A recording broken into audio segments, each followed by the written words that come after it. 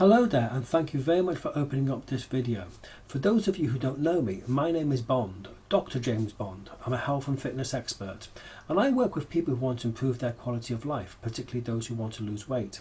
What makes my service different is that I'm the only personal fitness instructor in the north of England who's a qualified medical doctor, and therefore I can take on cases that other fitness instructors cannot or will not dare. Now today I'm making a very controversial video. Ban the burqa. Now you might be asking, why am I, as an ethnic minority, saying that we should ban the burqa? Well, there are two reasons. Firstly, security. You don't know if that's a man or a woman underneath that burqa, okay? And it could be a terrorist. You've got no idea. If you go into a bank with a helmet on, you have to remove it, okay? You just don't know who's underneath it, so I think it has to be banned on security grounds. France and I think France and Switzerland have banned the burqa in public places, so I think we in the UK should. But there is another reason: health.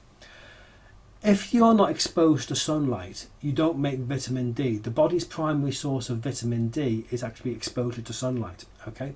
What then happens if you don't have enough vitamin D? You can't absorb a chemical, an element called calcium. If you can't absorb calcium, basically the bones will then bow. Basically the bones will not be formed properly.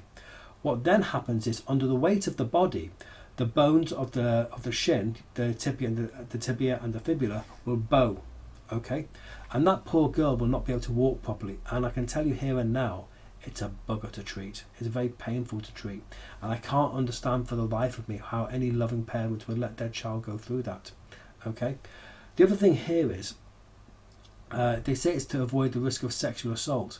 Well, if that was the case, that tells me that no Muslim woman would ever get assaulted. We know that's not the case. The other thing here is, such a woman would not be able to run away. I personally think that the real reason they have the burqa and the niqab, and let me just clarify, a burqa covers the entire face, and niqab allows the eyes to be seen. I think the real reason they do it is basically to hide the bruising. I teach self-defense, and I'd say 3/4 of the ladies who are teaching self-defense are women of Islamic background. Now they fall into two categories. They're either what I call English women who have converted to Islam to marry a man from Pakistan, or should say a second generation man from Pakistan. In case you don't know what second generation means, it basically means someone who is a foreign background like me, who was born and raised in the UK. So that's second generation. Or the second group of women who come to my classes are second generation Pakistani women who've been born and raised in the UK, and they get thumped, battered and bruised by their male relatives all the time, sometimes for not wearing a burqa or not willing to go through an arranged marriage. Now, a lot of these English women who I referred to, they have a lot of what called learned helplessness. However, they draw the line when it comes to either female circumcision of their young daughters or forcing their young daughters into a forced arranged marriage, okay? So in conclusion, I would say the burqa needs to be banned as soon as possible for security and health grounds.